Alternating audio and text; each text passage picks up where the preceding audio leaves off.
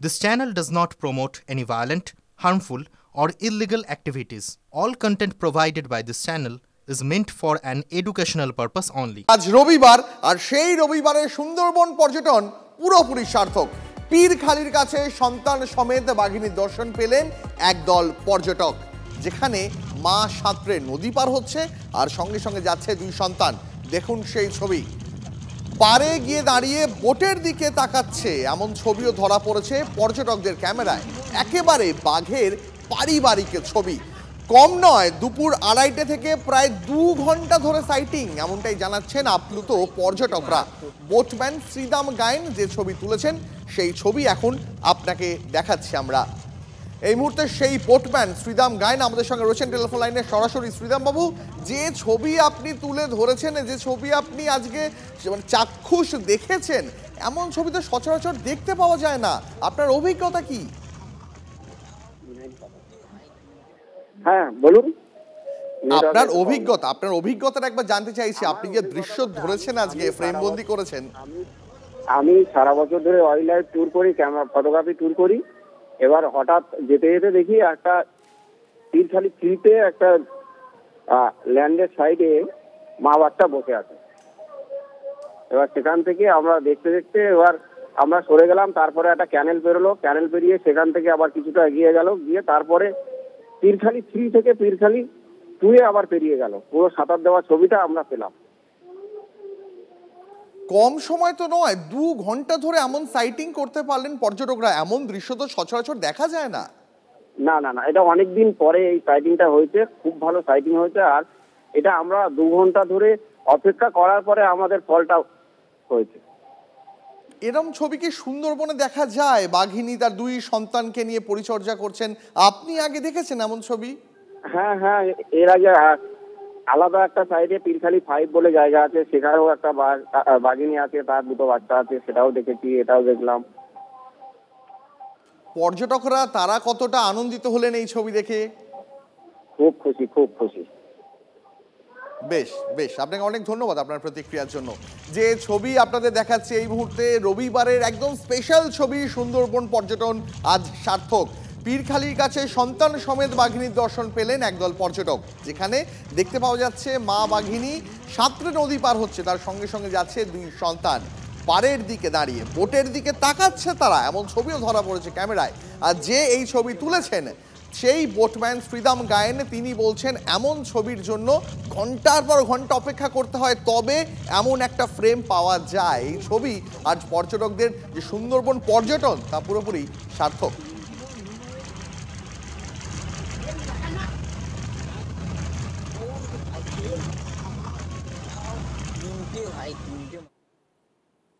যে ছবি আপনারা এই মুহূর্তে দেখতে পাচ্ছেন, এটা কার্যত ব্যতিক্রমী একটা ছবি। কারণ একদিকে মা বাঘিনী তার 2 সন্তান সমেত, সে একেবারে পাড়ে দাঁড়িয়ে তারা সেখানে অপেক্ষা করছে। মাঝে মধ্যে বোটে যে পর্যটকরা আছে তাদের দিকে তাকাচ্ছেন, তারা ধীর স্থিরভাবে সেই ছবি ফ্রেমবন্দি করতে পেরেছেন।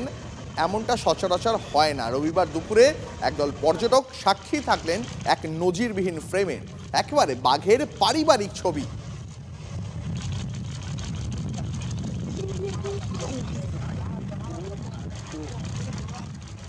পরে খবর আসে চিনার পার্কের পর পোস্তা, আবারও শহরে স্পেশাল 26। এবার সিবিআই অফিসার সেজে পোস্তার কটন স্ট্রিটে প্রায় 33 লক্ষ টাকার সোনা লুট করার অভিযোগ।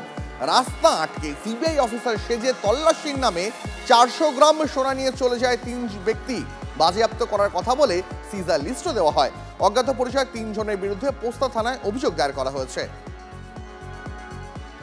পাশাপাশি 2টো ছবি দেখাচ্ছি আপনাদের। এর আগে চিনার পার্কে যে ঘটনা, একই ঘটনা ঘটেছিল, সেখানেও প্রায় সেই ছবি দেখাচ্ছি। আর আজকে পোস্তায় যে ঘটনা ঘটেছে সেই ছবি দেখাচ্ছি। একেবারে বলিউডি সিনেমার কায়দায় নিজেদের অফিসার পরিচয় দিয়ে এসে সোনা লুট করার অভিযোগ। সিবিআই অফিসার সেজে প্রায় 33 লক্ষ টাকা সোনা লুটের অভিযোগ। পোস্তা থানা ইতিমধ্যেই তদন্ত করছে। অভিযোগ, এক ব্যক্তি তিনি হলমার্কযুক্ত সোনা ডেলিভারি করার কাজ করছিলেন। কটন স্ট্রিটের এই জায়গাতেই তিনি যখন আসেন, প্রথমেই 3 জন ব্যক্তি তাকে আটকায়। বলা হয় যে তারা সিবিআই অফিসার যে জিনিস তার কাছে রয়েছেন সেই জিনিস আদৌ বৈধ কিনা চেক করা হবে। পরবর্তীকালে এটাও বলা হয়, যেহেতু বড়বাজার পোস্তা এই এলাকায় সোনা পাচার হয় বা পাচার সোনা এখানে আসে, তাই সেই সোনা নির্দিষ্টভাবে বৈধ কিনা এবং তার কাগজপত্র যাচাই করা হবে। সূত্রের খবর, একটি গাড়ি দেখিয়ে বলা হয় যে সিবিআই অফিসার সেখানে, যিনি মেন অফিসার তিনি বসে রয়েছেন, তার কাছ থেকে সমস্ত কিছু জানতে হবে।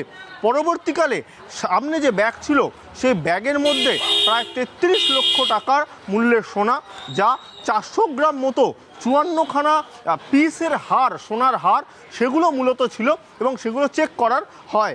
পরবর্তীকালে বলা হয় যে সেগুলো আদৌ বৈধ নয়, যে কাগজগুলো সেগুলোও বৈধ নয়, তাই এইগুলো বাজেয়াপ্ত করা হচ্ছে এবং সিজার লিস্ট দেওয়া হবে। কিন্তু কিছুক্ষণের মধ্যেই 3জন সিবিআই অফিসার তারা ঘটনাস্থল ছেড়ে গেলেও পরবর্তীকালে তারা আর ফিরে আসেনি। তখনই সন্দেহ হয় সেই ব্যক্তির এবং তারপর পোস্তা থানায় গিয়ে অভিযোগ দায়ের করে। পুলিশ সূত্রে খবর, এই 3জন ব্যক্তি মূলত কেন সিবিআই অফিসার পরিচয় দিয়েছিলেন আর কোত্থেকে এসছিল পুরো বিষয়টা খতিয়ে দেখছে। পাশাপাশি তাদের যে সিবিআই যে অফিসার পরিচয় দিয়েছিল তাদের কাছে কোনো নথি আছে কিনা তাও দেখছে পোস্তা থানা তদন্তকারী আধিকারিক। ক্যামেরায় সুদেবের সঙ্গে সুশোভন, TV9 বাংলা। আচ্ছা, কলকাতা কি ক্রমশ বেআইনি অস্ত্র কারবারিদের ট্রানজিট রুট হয়ে উঠছে? খাস কলকাতায় আবারও আগ্নেয়াস্ত্র উদ্ধার। আনন্দপুরে অন্তত 10টি অত্যাধুনিক আগ্নেয়াস্ত্র সহ পাকড়াও 2। ধৃতদের মধ্যে একজন আবার মহিলা। কলকাতা পুলিশের STF এর অভিযানে উদ্ধার অন্তত 10টি আগ্নেয়াস্ত্র। দেখছেন সেই ছবি।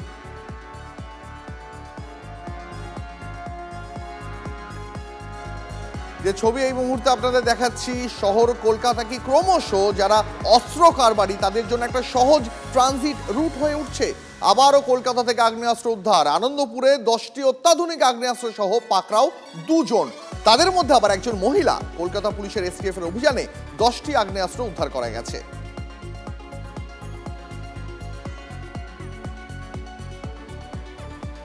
দেখুন, এই তো প্রথম নয়, সম্প্রতি কলকাতায় আমরা দেখিয়েছি আপনাদের একের পর এক জায়গা থেকে বেআইনি আগ্নেয়াস্ত্র উদ্ধার হয়েছে। কখনো শিয়ালদা, কখনো বৈঠকখানা রোড, কখনো বউবাজার আগ্নেয়াস্ত্র উদ্ধার হয়েছে, গ্রেপ্তার হয়েছে ভিন রাজ্যের দুষ্কৃতীরা। কিন্তু তারপরেও এই অস্ত্র উদ্ধারে কোনো থামার লক্ষণ নেই। আবারও আগ্নেয়াস্ত্র উদ্ধার কলকাতা শহর থেকে। 9 নভেম্বর বৈঠকখানা বাজারে 5টা আগ্নেয়াস্ত্র উদ্ধার হয়েছিল, 90 রাউন্ড কার্তুজ উদ্ধার হয়েছিল। 27শে জানুয়ারি সেই শিয়ালদা বৈঠকখানা রোডেই 2টি আগ্নেয়াস্ত্র উদ্ধার হয়। 16ই মার্চ শিয়ালদা স্টেশন থেকে 6টি আগ্নেয়াস্ত্র উদ্ধার হয়। 8ই ফেব্রুয়ারি ঘটনা, বড়বাজারে আগ্নেয়াস্ত্র সহ উত্তরপ্রদেশের দুষ্কৃতী সহ গ্রেপ্তার করা হয়। আমাদের মনে আছে গত 15ই নভেম্বর আনন্দপুরে সুশান্ত ঘোষের ওপর আগ্নেয়াস্ত্র নিয়ে চড়াও হয় দুষ্কৃতীরা। অল্পের জন্য প্রাণে বেঁচে যান তৃণমূল কাউন্সিলর সুশান্ত ঘোষ। কিন্তু প্রশ্ন উঠে গিয়েছিল যে শহরে এত খুল্লামখুল্লা আগ্নেয়াস্ত্র আসছে কোথা থেকে?